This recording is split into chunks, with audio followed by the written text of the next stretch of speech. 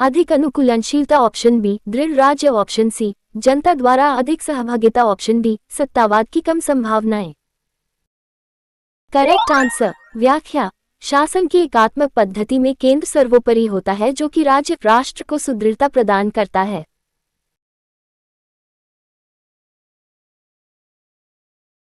भारत पूर्ण संप्रभु लोकतांत्रिक गणतंत्र कब बना?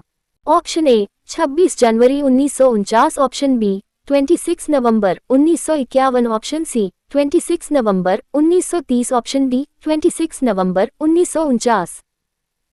Correct answer. व्याख्या।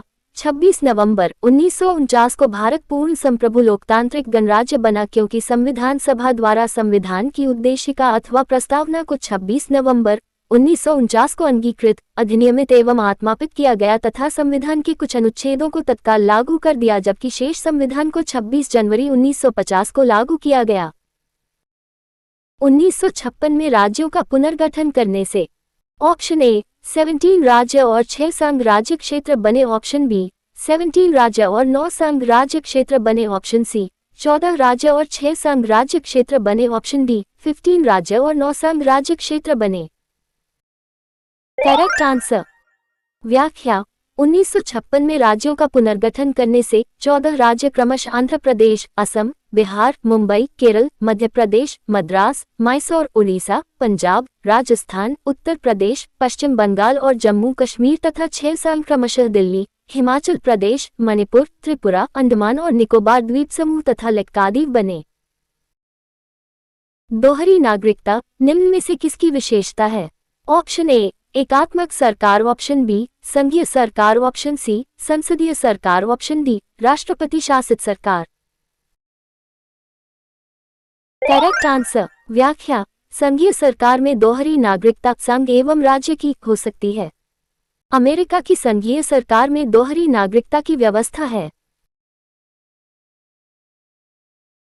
स्थानीय सरकारें आधार हैं, ऑप्शन ए अभिजात तंत्र का, ऑप्शन बी धर्मनिरपेक्षवाद का, ऑप्शन सी लोकतंत्र का, ऑप्शन डी आरक्षण का।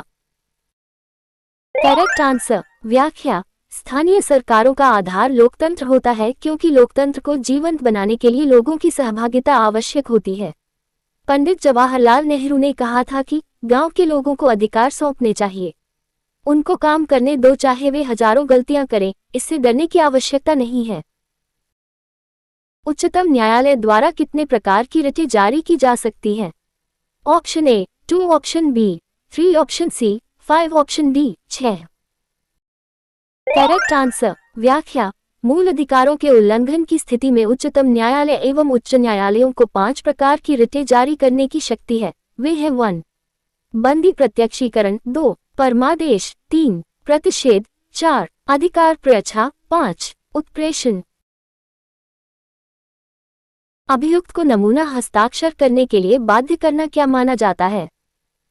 ऑप्शन ए नैसर्गिक न्याय के सिद्धांत का उल्लंघन, ऑप्शन बी वैयक्तिक स्वतंत्र के अधिकार का उल्लंघन, ऑप्शन सी विधि के नियम का उल्लंघन, ऑप्शन डी विधि के समान संरक्षण के अधिकार का उल्लंघन।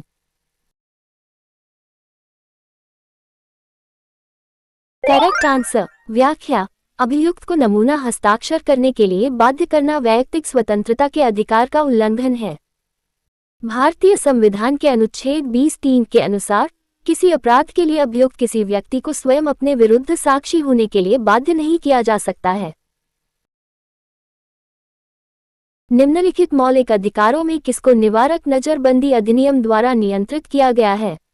ऑप्शन ए धर्म का अधिकार, ऑप्शन बी संवैधानिक उपचारों का अधिकार, ऑप्शन सी स्वतंत्रता का अधिकार, ऑप्शन डी समानता का अधिकार। Correct answer. व्याख्या। जीवन तथा वैयक्तिक स्वतंत्रता के अधिकार को निवारक नजरबंदी अधिनियम द्वारा नियंत्रित किया गया है। अनुच्छेद 22 के अधीन संसद को निवारक निरोध का उपबंध करने वाला ऐसा कानून बनाने का अधिकार है जिसके अंतर्गत कुछ विशेष परिस्थितियों में किसी व्यक्ति को 3 महीने तक, कुछ विशेष दशाओं में 3 माह से अधिक नजरबंद किया जा सकता है। भारत के संविधान में शामिल राजनीति के निदेशक सिद्धांतों की अवधारणा किसके संविधान से ली गई थी? Option A Australia, option B USA, option C Canada, option D Ireland. Correct answer. व्याख्या। भारत के संविधान में शामिल अनु 36-51 तक राज्य नीति के निदेशक सिद्धांतों की अवधारणा आयरलैंड के संविधान से ली गई है। ऑस्ट्रेलिया के संविधान से समवर्ती सूची USA के संविधान से मूल अधिकार तथा कनाडा के संविधान से संघीय व्यवस्था की अवधारणा ली गई है। भारत के राष्ट्रपति को स्वेच्छा निर्णय अधिकार विवेकाधिकार के अंतर्गत क्या प्राप्त है?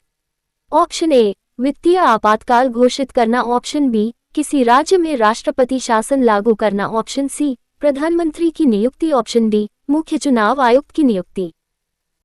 करेक्ट आंसर व्याख्या।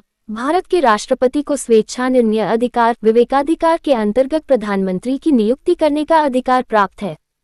प्रधानमंत्री की नियुक्ति राष्ट्रपति द्वारा संविधान के अनुच्छेद 75(1) के प्रावधानों के तहत की जाती है।